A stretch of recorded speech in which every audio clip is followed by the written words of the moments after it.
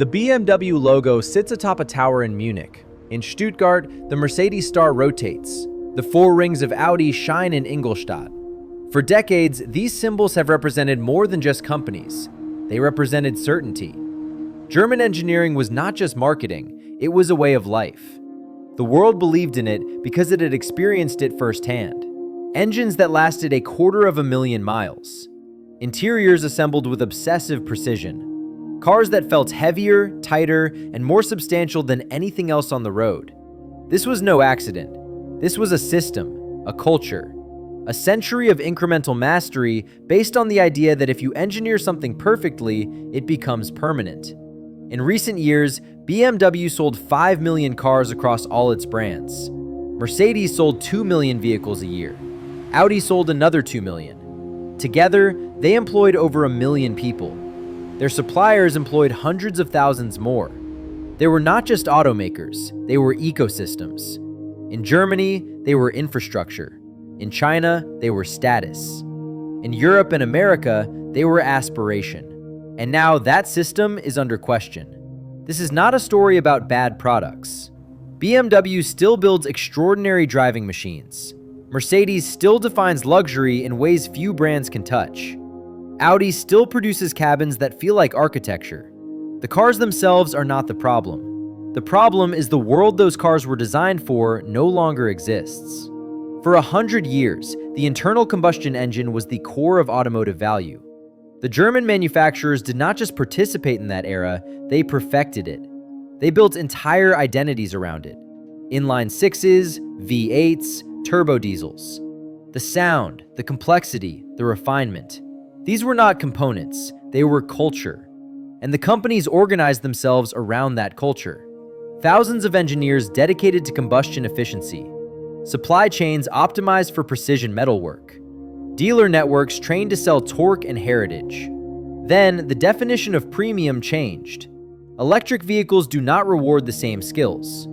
An electric motor is simpler than a combustion engine. It has fewer parts. It requires less expertise to manufacture. The barriers that protected legacy manufacturers for decades, the things they were better at than anyone else, became less relevant almost overnight. What mattered now was software, battery management, user interface, over-the-air updates, the ability to iterate quickly.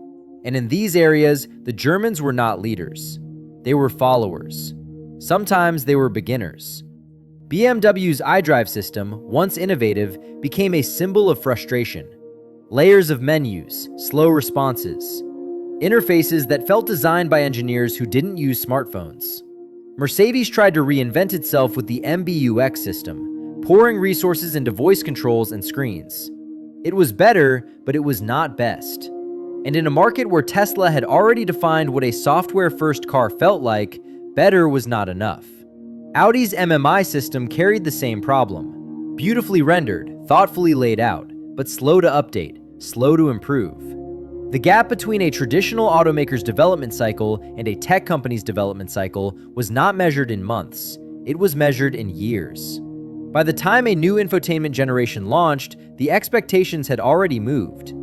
The German manufacturers knew this. They talked about it constantly. They hired software engineers. They created new divisions. They announced billions in investment. But software is not a material you can source. It is a culture. And cultures do not change because leadership announces they should. Inside these companies, there were battles. Engineers who spent careers mastering combustion powertrains now sat in meetings about megawatt charging and battery thermal management. Designers who shaped metal were asked to think about user experience flows. The organizations were not structured for this. They were structured for the thing they had already mastered. Hierarchy was deep, approval chains were long. A single decision could require sign-off from a dozen departments.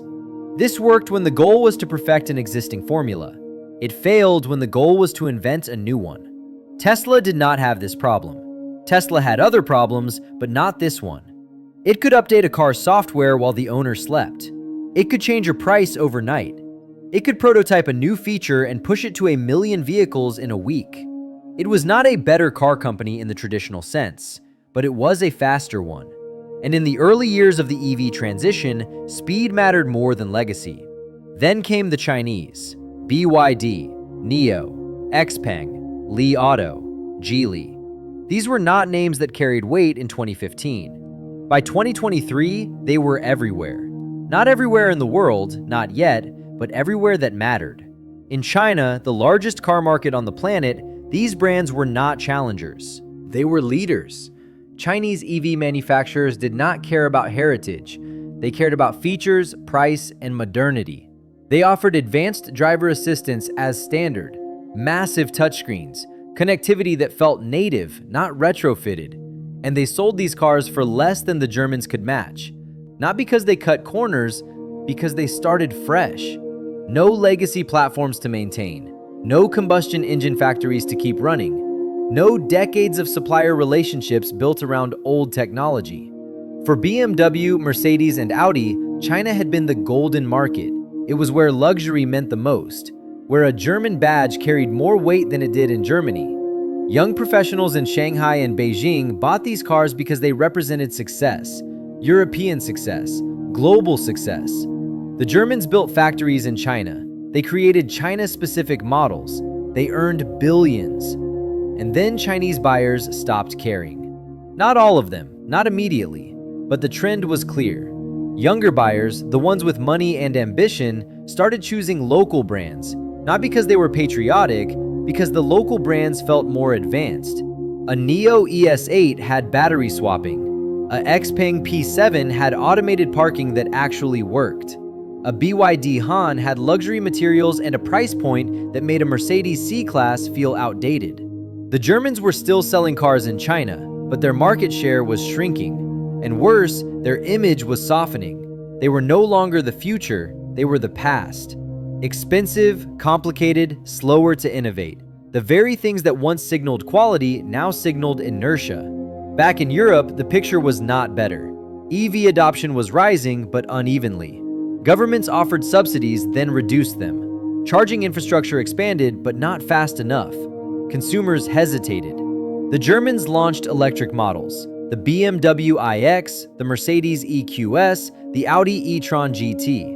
These were serious cars, impressive cars, but they were also expensive. And they entered a market where Tesla had a 7-year head start, and Chinese brands were preparing to enter with cheaper alternatives. The EQS was supposed to be the electric S-Class. It cost like an S-Class. It had range, it had presence, but it also had an interior that felt like it was trying too hard. Screens everywhere, ambient lighting in a dozen colors. It was luxury, but it was not confident luxury. It was luxury that felt like it was compensating. The BMW iX had power and technology, but it looks like nothing BMW had ever made.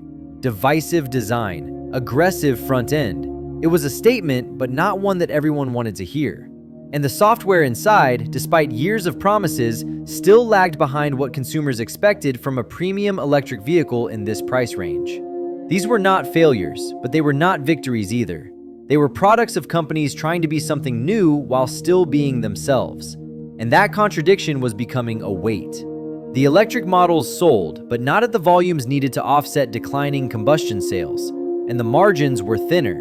Building electric cars required different supply chains, different expertise, different economics. The profitability that came easily with combustion engines did not translate. The organizational structure of these companies was built for a different war.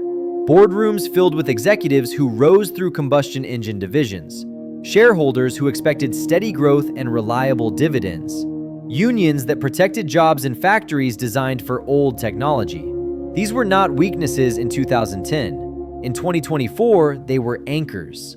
German labor laws made rapid restructuring nearly impossible. Factory closures required years of negotiation. Layoffs triggered political intervention. The flexibility that new companies had, the ability to hire fast, pivot fast, fail fast, was not available. Every decision was a negotiation. Every change was a compromise. And while the negotiations continued, the world moved. There is a pattern in industrial history. Companies that succeed wildly in one era often fail in the next. Not because they become stupid, not because they stop trying, but because the skills that made them dominant become obstacles. Kodak invented the digital camera, then optimized film production until it was too late. Nokia dominated mobile phones, then defended hardware while the world moved to software. Blockbuster perfected video rental, then refused to believe the future was streaming. The Germans are not Kodak. They are not Nokia. They are not Blockbuster. They are still profitable, still relevant, still producing millions of vehicles, but the trajectory is visible.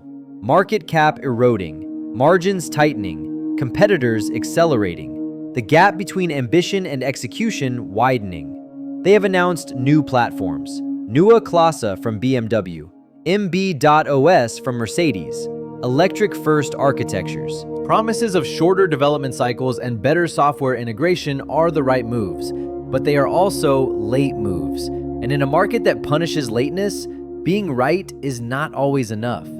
The new platforms will not arrive until 2025, 2026, even 2027. By then, Tesla will have more than a decade of electric vehicle experience.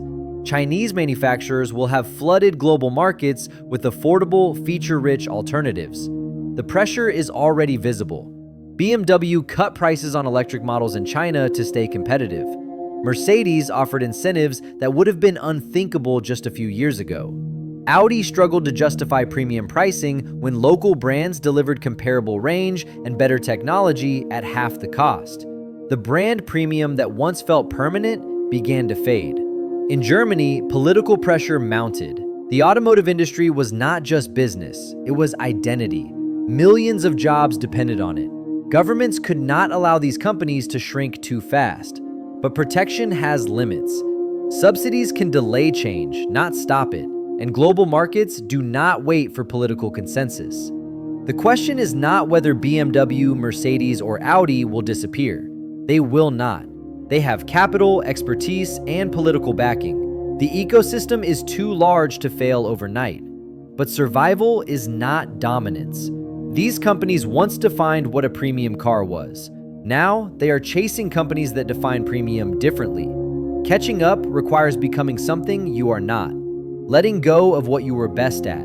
Admitting that the world you mastered no longer exists. That requires time, and time is the one resource they no longer control. It also requires institutional courage, the courage to cannibalize your own success, to accept that your greatest strength has become your greatest weakness. The towers still stand, the logos still shine, the factories still run, but the certainty is gone.